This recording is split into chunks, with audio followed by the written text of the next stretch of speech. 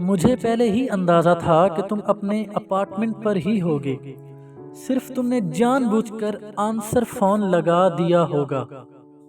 سعد اب اگلے 10 بجے سالار کے اپارٹمنٹ پر موجود تھا۔ سالار نے نیند میں اٹھ کر دروازہ کھولا تھا۔ تم اس طرح بغیر بتائے بھاگ کیوں آئے میرے اپارٹمنٹ سے؟ سعد نے اندر آتے ہوئے جھاڑا۔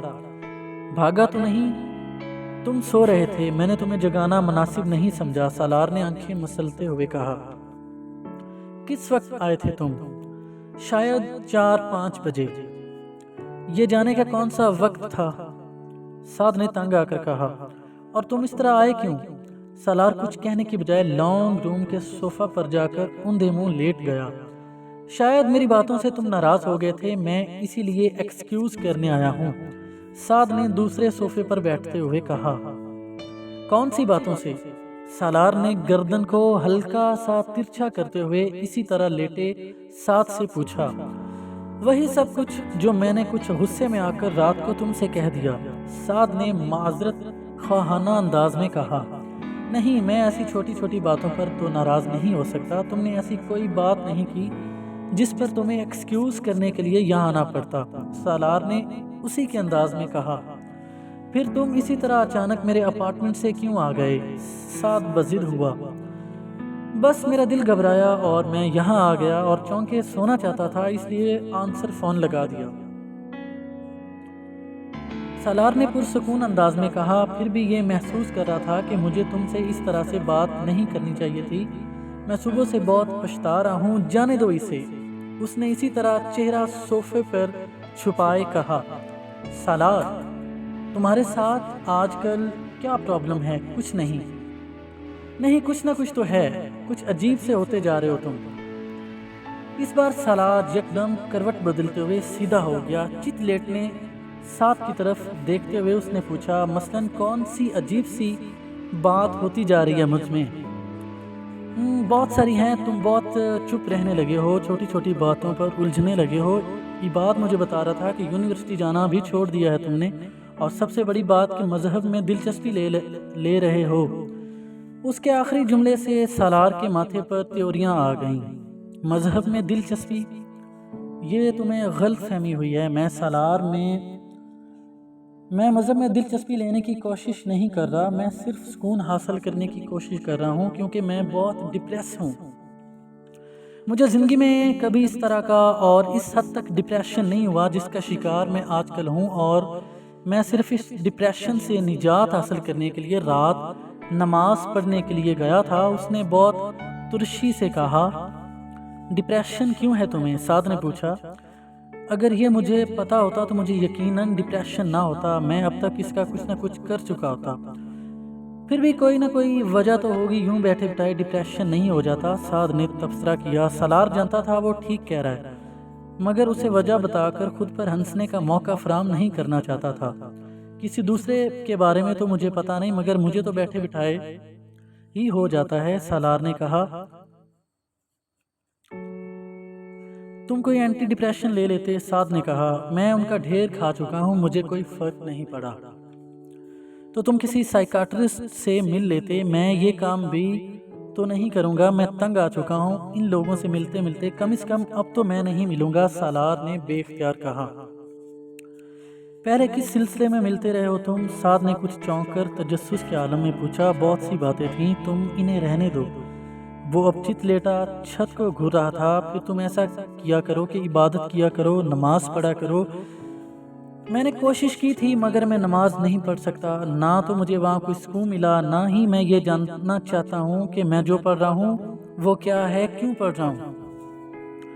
تو تم یہ جاننے کی کوشش کرو کہ سالار نے اس کی بات کاٹ دی۔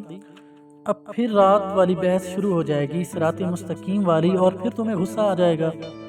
نہیں، مجھے غصہ نہیں آئے گا، سعد نے کہا۔ جب مجھے یہ ہی نہیں پتا کہ صراط مستقیم کیا ہے تو پھر میں نماز کیسے پڑھ سکتا ہوں؟ تم نماز پڑھنا شروع کرو گے تو تمہیں خود ہی پتا چل جائے گا کہ صراط مستقیم کیا ہے۔ کیسے؟ تم خود ہی غلط کاموں سے بچنے لگو گے، اچھے کام کرنے لگو گے۔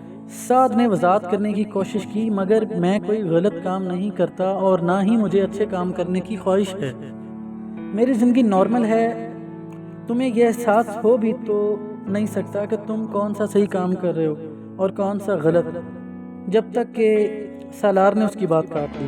صحیح اور غلط کام میرا مسئلہ نہیں ہے، ابھی تو مجھے بس بے سکونی سی رہتی ہے اور اس کا تعلق میرے کاموں سے نہیں ہے۔ تم وہ تمام کام کرتے ہو جو انسان کی زندگی کو بے سکون کر دیتے ہیں۔ مثلاً سالار نے چبھتے ہوئے لہجے میں کہا، تم پورک کھاتے ہو۔ کم آن، وہ بے اختیار بلایا، پورک یہاں کہاں آ گیا؟ تم مجھے ایک بات بتاؤ۔ سالار اٹھ کر بیٹھ گیا تھا۔ تم تو بڑی باقاعدگی سے نماز پڑھتے ہو، بڑی عبادت کرتے ہو، نماز نے تمہاری زندگی میں کون سی تبدیلیاں کر دی؟ مجھے بے سکونی ہے، حالانکہ تمہارے فارمولے کے مطابق تمہیں بھی بے سکونی ہونی چاہیے، کیونکہ تم بھی بہت سے غلط کام کرتے ہو۔ سالار نے ترکی بدترکی جواب دیا، مثلاً میں کیا غلط کام کرتا ہوں؟ تم جانتے ہو، میرے دہرانے کی ضرورت نہیں ہے۔ میں نہیں جانتا، تم دہراؤ، سعد نے جیسے اسے چیلنج کیا۔ سالار اسے کچھ دیر دیکھتا رہا، پھر اس نے کہا، میں نہیں سمجھتا سعد کہ صرف عبادت کرنے سے زندگی میں کوئی بہت نمایاں تبدیلیاں لائی جا سکتی ہیں۔ اچھے کاموں یا کردار کا تعلق عبادت کرنے یا نہ کرنے سے نہیں ہوتا۔ سعد نے اس کی بات کاٹ دی، میں اسی لیے تم سے کہتا ہوں کہ میں اپنے مذہب میں کچھ دلچسپی لو اور اسلام کے بارے میں کچھ علم حاصل کرو، تاکہ تم اس غلط قسم کی فلسفی اور سوچ کو بدل سکو۔ میری سوچ غلط نہیں ہے، میں نے مذہبی لوگوں سے زیادہ جھوٹا، منافق اور دھوکے باز کسی کو نہیں پایا۔ میں امید کرتا ہوں تم برا نہیں مانو گے، مگر میں سچ کہہ رہا ہوں۔ ابھی تک مجھے 3 ایسے لوگوں سے واسطہ پڑا جو بہت مسلمان بنتے ہیں اور اسلام کی بات کرتے ہیں، اور تینوں فیک ہیں، منافق ہیں۔ وہ بڑی تلخی سے کہہ رہا تھا۔ سب سے پہلے میں ایک لڑکی سے ملا، وہ بھی بڑی مذہبی بنتی تھی، پردہ کرتی تھی، بڑی پارسا اور پاک باز ہونے کا ڈرامہ کرتی تھی، اور ساتھ میں ایک لڑکے کے ساتھ افیئر چلا رہی تھی۔ اپنے منگیتر کے ہوتے ہوئے اس کے لیے اس گھر سے بھاگ بھی گئی۔ اسے ضرورت پڑی تو اس نے ایک ایسے شخص کی بھی مدد لی جسے وہ برا سمجھتی تھی، یعنی اسے اپنے فائدے کے لیے استعمال کرنے میں کوئی آر نہیں سمجھا۔ ان محترمہ پارسا خاتون نے، اس کے لبوں پر استہزائیہ مسکراہٹ تھی۔ اس آدمی کے بعد ایک اور آدمی سے ملا جس نے داڑھی رکھی ہوئی تھی، بڑا پکا اور سچا قسم کا مسلمان تھا وہ بھی، لیکن اس نے لڑکی کی مدد نہیں کی جس نے اس سے بھیک مانگنے کی حد تک مدد مانگی تھی۔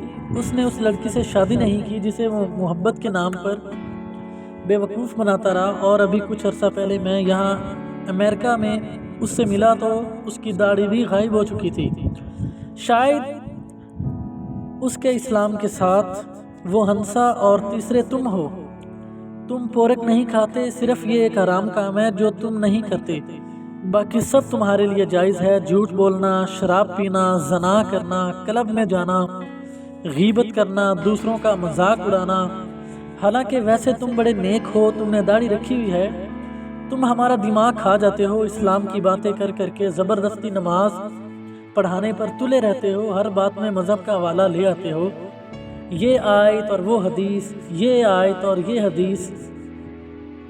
اس کے علاوہ تمہاری زبان پر اور کچھ ہوتا ہی نہیں، اور جب میں تمہارا عمل دیکھتا ہوں تو میں ذرا بھر بھی تم سے متاثر نہیں ہوتا۔ کتنا مشکل ہوتا ہے اسلام کے بارے میں تمہارا لیکچر سننا، میں تمہیں بتا نہیں سکتا۔ اور تم میں زیادہ فرق تو نہیں ہے، تم داڑھی رکھ کر اور اسلام کر کر کے وہ سارے کام کرتے ہو جو میں داڑھی کے اور اسلام کی بات کیے بغیر کرتا ہوں۔ عبادت نے کیا انقلاب برپا کیا ہے تمہاری زندگی میں، سوائے اس کے کہ تمہیں ایک خوش فہمی ہو گئی ہے کہ تم تو سیدھے جنت میں جاؤ گے اور ہم سارے دوزخ میں۔ تمہارے قول اور فعل میں اگر یہ تضاد نہ ہو تو میں کبھی تم سے یہ سب نہ کہتا، مگر میں ریکویسٹ کرتا ہوں کہ تم دوسروں کو مذہب کی طرف راغب کرنے کی کوشش نہ کیا کرو۔ کیونکہ میں سمجھتا ہوں کہ تم خود بھی مذہب کے صحیح مفہوم سے واقف نہیں ہو۔ اب میری ان ساری باتوں کو مائنڈ مت کرنا۔ سالار اب ٹیبل پر پڑا ایک سگریٹ سلگا رہا تھا، ساتھ تقریباً گونگا ہو گیا تھا۔ ٹھیک ہے، مجھ سے کچھ غلطیاں ہو جاتی ہیں، مگر اللہ انسان کو معاف کر دیتا ہے، اور میں نے کبھی یہ تو نہیں کہا کہ میں بہت ہی اچھا مسلمان ہوں اور میں ضرور جنت میں جاؤں گا، لیکن اگر میں ایک اچھا کام کرتا ہوں اور دوسروں کو اس کی ہدایت کرتا ہوں تو یہ اللہ کی طرف سے مجھ پر فرض ہے۔ سعد نے کچھ دیر خاموش رہنے کے بعد اس سے کہا، سعد، تم خواہ مخواہ دوسروں کی ذمہ داری اپنے سر پر مت لو۔ پہلے اپنے آپ کو ٹھیک کرو، پھر دوسروں کو ٹھیک کرنے کی کوشش کرو تاکہ تمہیں منافق نہ کہہ سکے۔ اور جہاں تک اللہ معاف کر دینے کا تعلق ہے، تو اگر یہ تمہارا خیال ہے کہ وہ تمہاری غلطیوں کو معاف کر سکتا ہے تو پھر وہ ہمیں بھی معاف کر سکتا ہے۔ ہمارے گناہوں کے لیے تم اگر یہ سمجھتے ہو کہ لوگوں کو اسلام کی طرف راغب کرنے سے تمہاری نیکیوں میں اضافہ ہوگا اور تم اپنے گناہوں سمیت اللہ کے قریب ہو جاؤ گے، تو ایسا نہیں ہوگا۔ بہتر ہے تم اپنا ٹریک ریکارڈ ٹھیک کرو، صرف اپنے آپ کو دیکھو، دوسروں کو نیک بنانے کی کوشش نہ کرو، ہمیں برا ہی رہنے دو۔ اس نے ترشی سے کہا۔ اس لمحے اس کے دل میں جو آیا اس نے سعد سے کہا۔ جب وہ خاموش ہوا تو سعد اٹھ کر چلا گیا۔ اس دن کے بعد اس نے دوبارہ کبھی سالار کے سامنے اسلام کی بات نہیں کی۔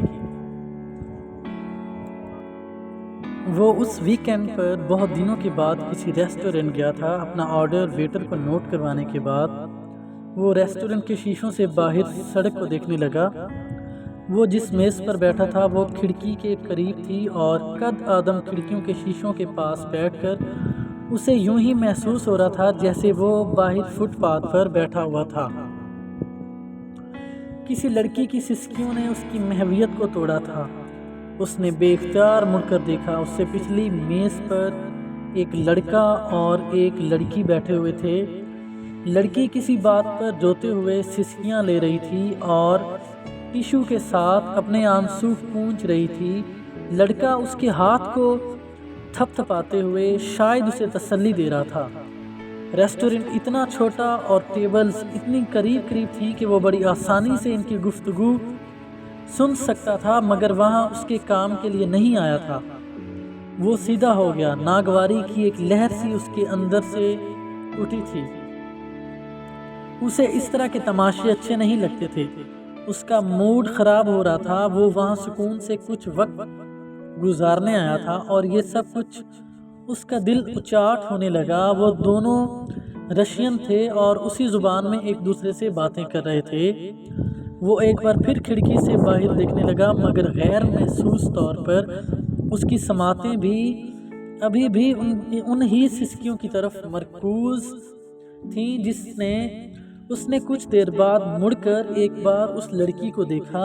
اس بار اس کے مڑنے پر لڑکی نے بھی نظریں اٹھا کر اسے دیکھا۔ چند لمحوں کے لیے ان دونوں کی نظریں مل تھیں اور وہ چند لمحے اس پر بہت بھاری گزرے تھے۔ اس کی آنکھیں متورم اور سخت ہو رہی تھیں۔ اسے یکدم ایک اور چہرہ یاد آیا، امامہ ہاشم کا چہرہ، اس کی متورم آنکھیں۔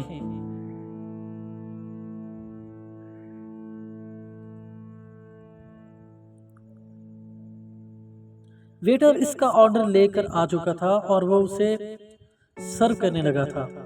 اس نے پانی کے چند گھونٹ پیتے ہوئے اپنے ذہن سے اس چہرے کو جھٹکنے کی کوشش کی۔ اس نے چند گہرے سانس لیے۔ ویٹر نے اپنا کام کرتے کرتے اسے غور سے دیکھا، مگر سالار کھڑکی سے باہر دیکھنے میں مصروف تھا۔ آج موسم بہت اچھا ہے اور میں یہاں اچھے لمحے گزارنے آیا ہوں۔ ایک اچھا کھانا کھانے آیا ہوں۔ اس کے بعد میں یہاں سے ایک فلم دیکھنے جاؤں گا۔ مجھے اس لڑکی کے بارے میں نہیں سوچنا چاہیے، کبھی بھی اس طرح نہیں۔ وہ پاگل تھی، وہ بکواس تھی اور مجھے اس کے حوالے سے کسی قسم کا کوئی پچھتاوا نہیں ہونا چاہیے۔ مجھے کیا پتا وہ کہاں گئی، کہاں مری۔ یہ سب اس نے خود کیا تھا، میں نے صرف مذاق کیا تھا اس کے ساتھ۔ وہ مجھ سے رابطہ کرتی تو میں اسے طلاق دے دیتا۔ لاشعوری طور پر خود کو سمجھاتے سمجھاتے ایک بار پھر اس کا پچھتاوا اس کے سامنے آنے لگا تھا۔ پیچھے بیٹھی ہوئی لڑکی سسکیاں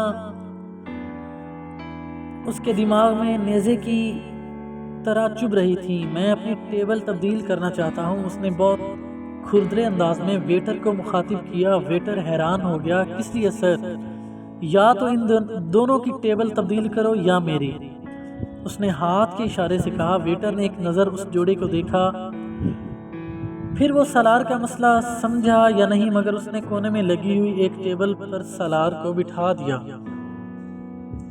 سالار کو چند لمحوں کے بعد آ کر واقعی سکون ملا تھا۔ سسکیوں کی آواز اب وہاں نہیں آ رہی تھی، مگر اب اس لڑکی ایک چہرہ بالکل اس کے سامنے تھا۔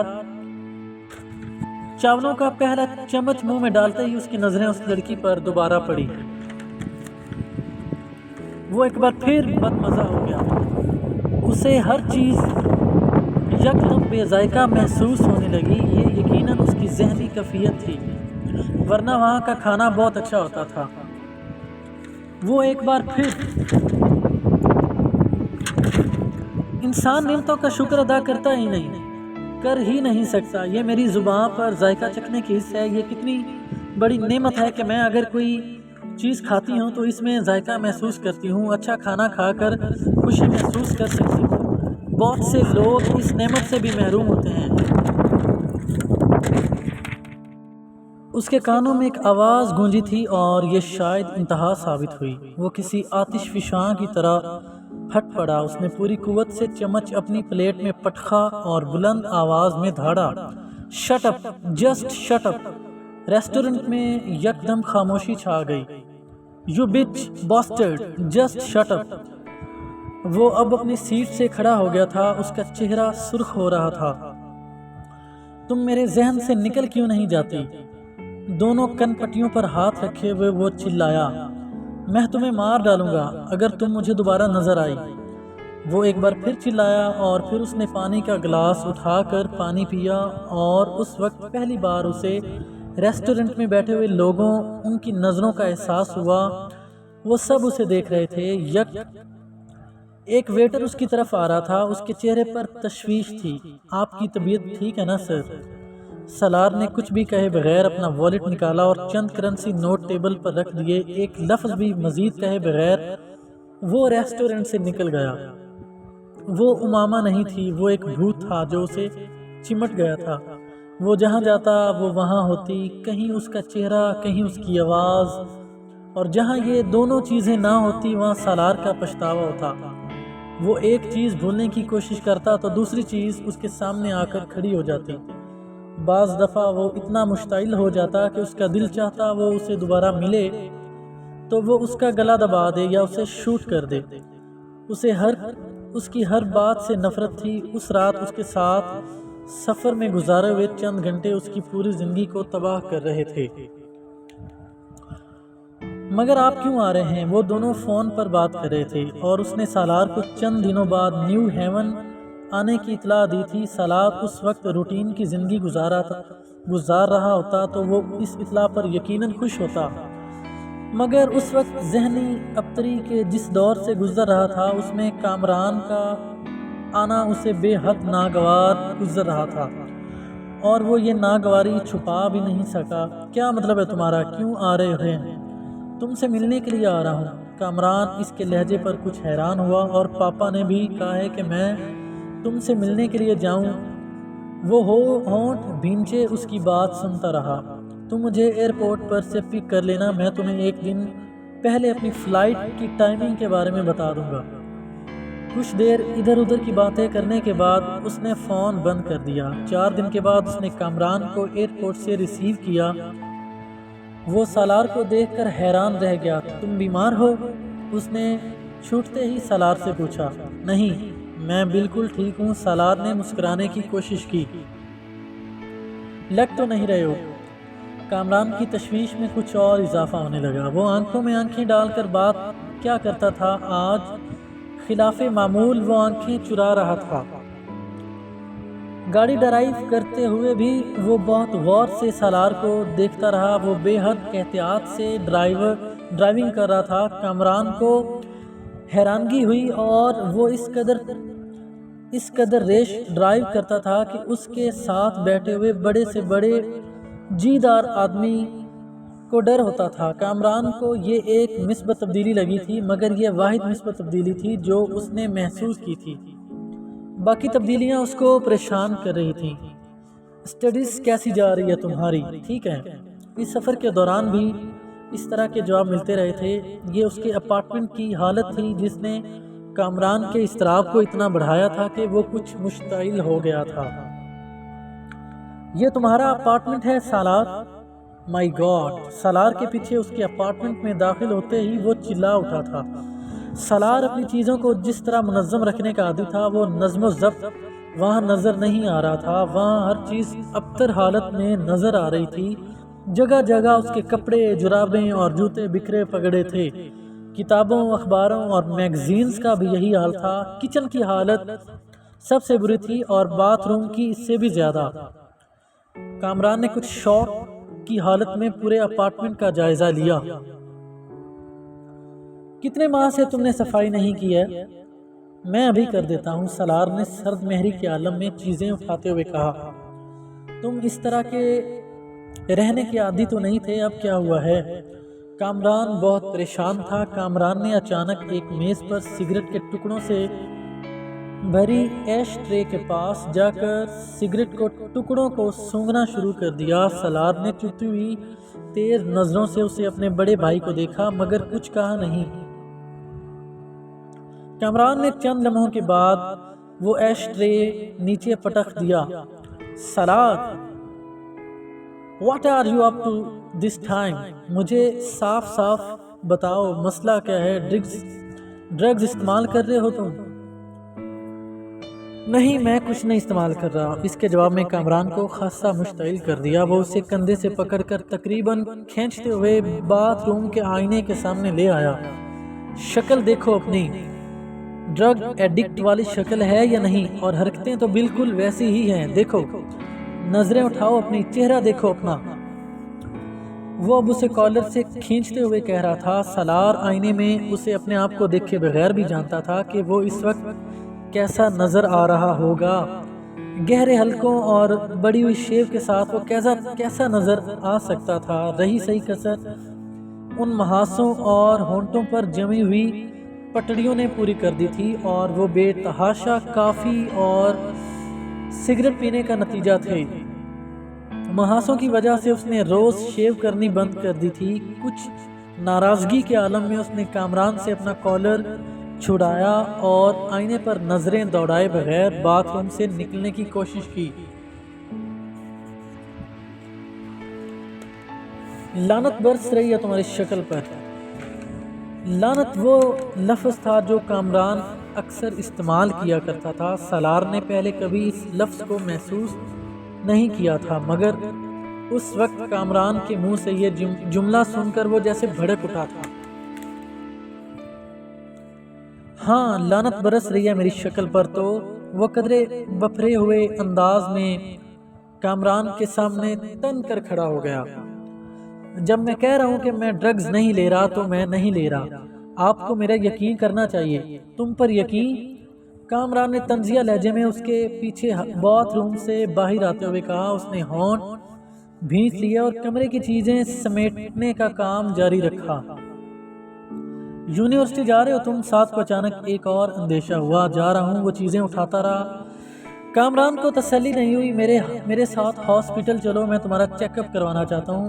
اگر آپ یہ سب کرنے آئے ہیں تو بہتر ہے واپس چلے جائیں۔ میں کوئی کنڈرگارٹن کا بچہ نہیں ہوں، اب میں اپنا خیال رکھ سکتا ہوں۔ کامران اس بار کچھ کہنے کی بجائے اس کے ساتھ مل کر چیزیں اٹھانا شروع کر دیں۔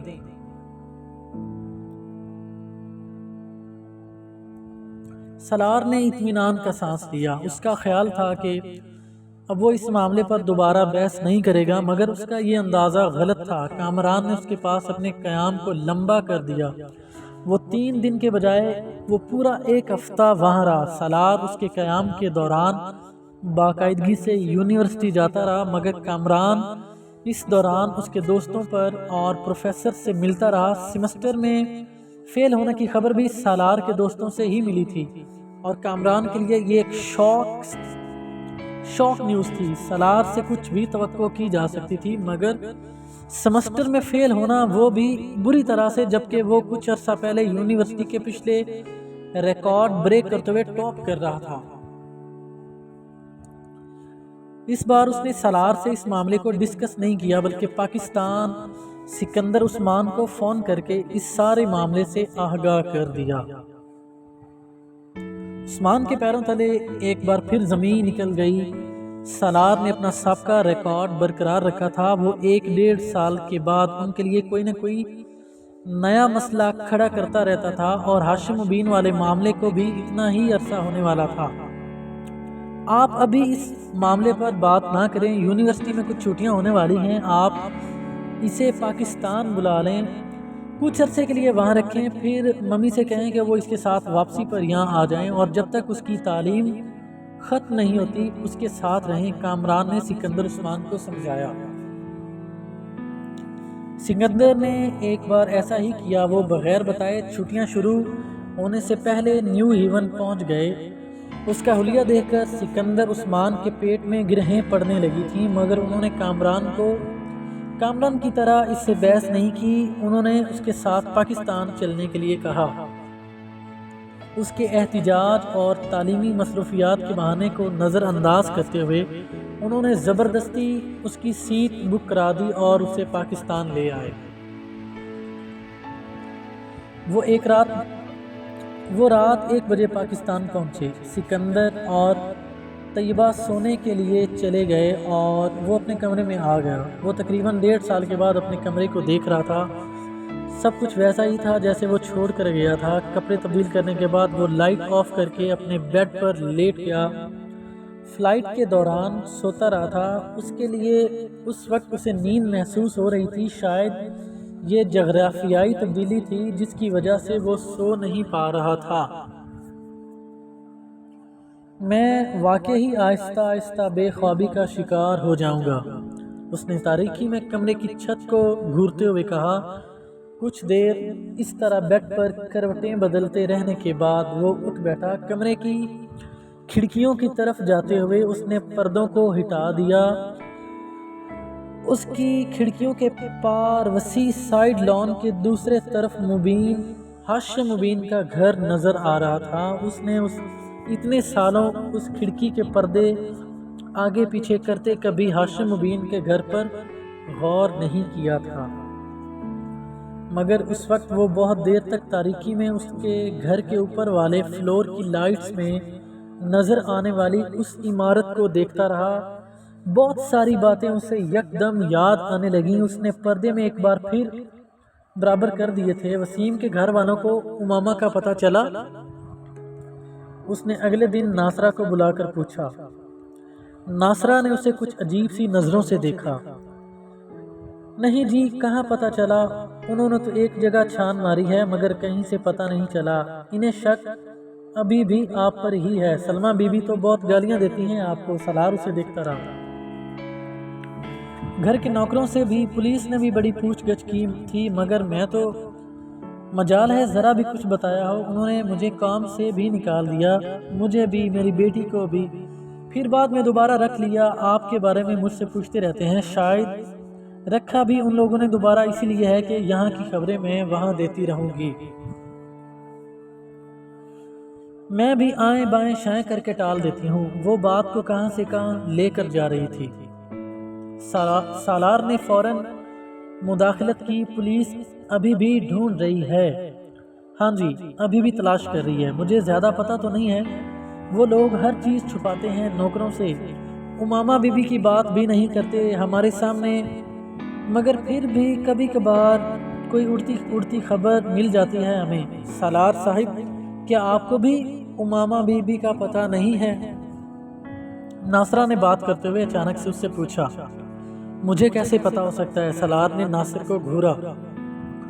ایسے ہی پوچھ رہی ہوں جی، آپ کے ساتھ ان کی دوستی تھی، اس لیے میں نے سوچا شاید آپ کو پتہ ہو۔ وہ ایک بار پھر آپ میرے ہاتھ کچھ کاغذات بھجوائے تھے، وہ کس لیے تھے؟ اس کا تجسس اب تشویشناک حد تک بڑھ چکا تھا۔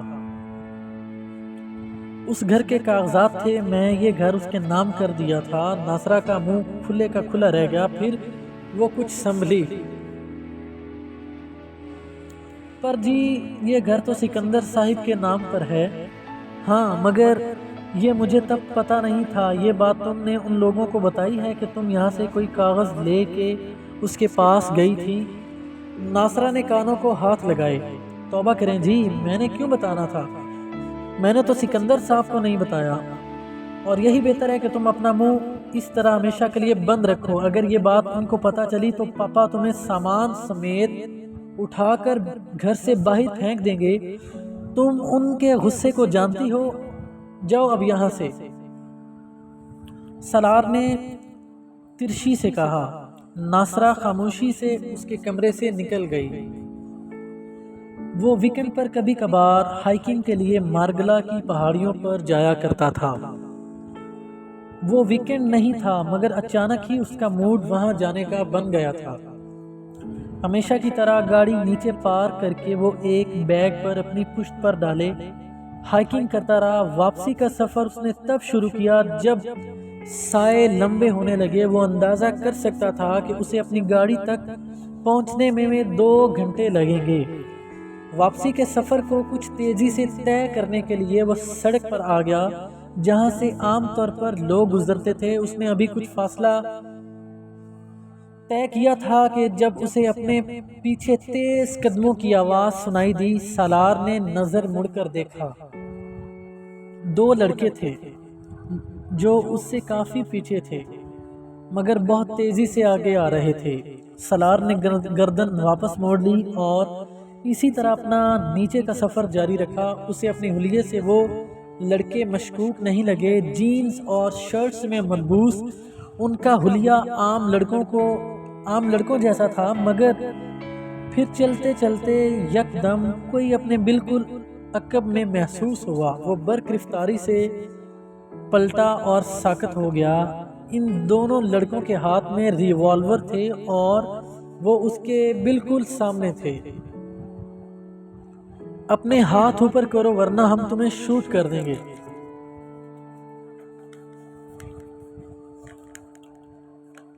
ان میں سے ایک نے بلند آواز میں کہا۔ سالار نے بے اختیار اپنے ہاتھ اوپر اٹھا دیے۔ ان میں سے ایک اس کے پیچھے گیا اور بہت تیزی سے اس نے اسے کھینچتے ہوئے دھکا دیا۔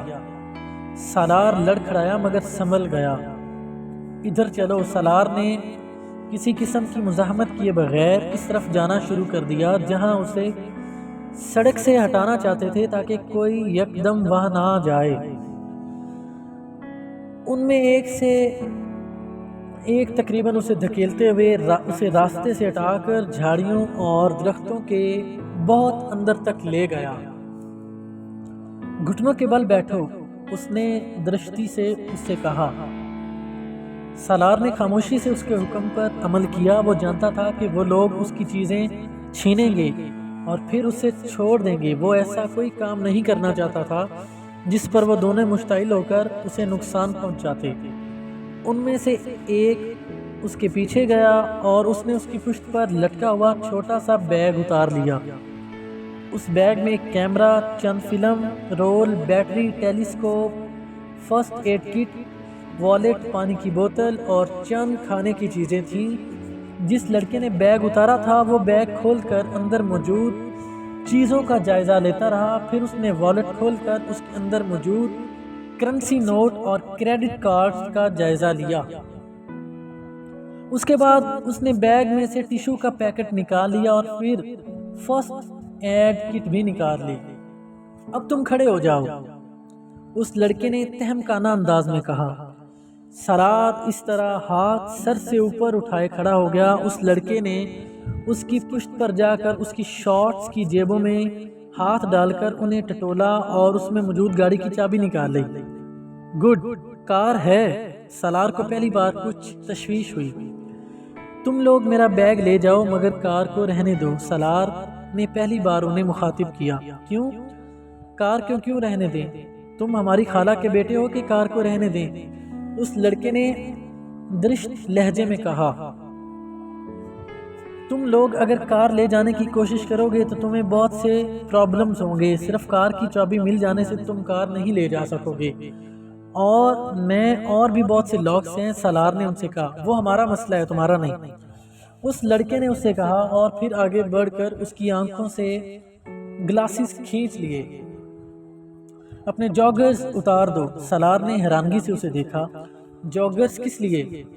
اس بار اس لڑکے نے جواب دینے کی بجائے پوری دقت سے ایک تھپڑ سالار کے منہ پر مارا۔ وہ لڑکھڑا گیا۔ چند لمحوں کے لیے اس کی آنکھوں کے سامنے تارے ناچ گئے۔ دوبارہ کوئی سوال مت کرنا، جاگرز اتار دو۔ سالار خشمگین نظروں سے اسے دیکھنے لگا۔ دوسرے لڑکے نے اس پر تانے ہوئے ریوالور کے چیمبر کو ایک بار جتانے والے انداز میں حرکت دی۔ پہلے لڑکے نے ایک اور تھپڑ اس بار سالار کے دوسرے گال پر دے مارا۔ اب دیکھو اس طرح، جاگرز اتارو، اس نے سختی سے کہا۔ سالار نے اس بار اس کی طرف دیکھے بغیر نیچے جھک کر آہستہ آہستہ اپنے دونوں جاگرز اتار دیے۔ اب اس کے پیروں میں صرف جرابیں رہ گئی تھیں۔ اپنی شرٹ اتار دو۔ سالار ایک بار پھر اعتراض کرنا چاہتا تھا مگر دوبارہ تھپڑ کھانا نہیں چاہتا تھا۔ اگر ان دونوں کے پاس ریوالور نہ ہوتے تو جسمانی طور پر ان سے بہت بہتر تھا اور یقیناً اس وقت اس کی ٹھکائی کر رہا ہوتا، مگر اس کے پاس ریوالور کی موجودگی نے یکدم ہی اسے ان کے سامنے بے بس کر دیا تھا۔ اس نے اپنی شرٹ اتار کر اس لڑکے کی طرف بڑھا دی۔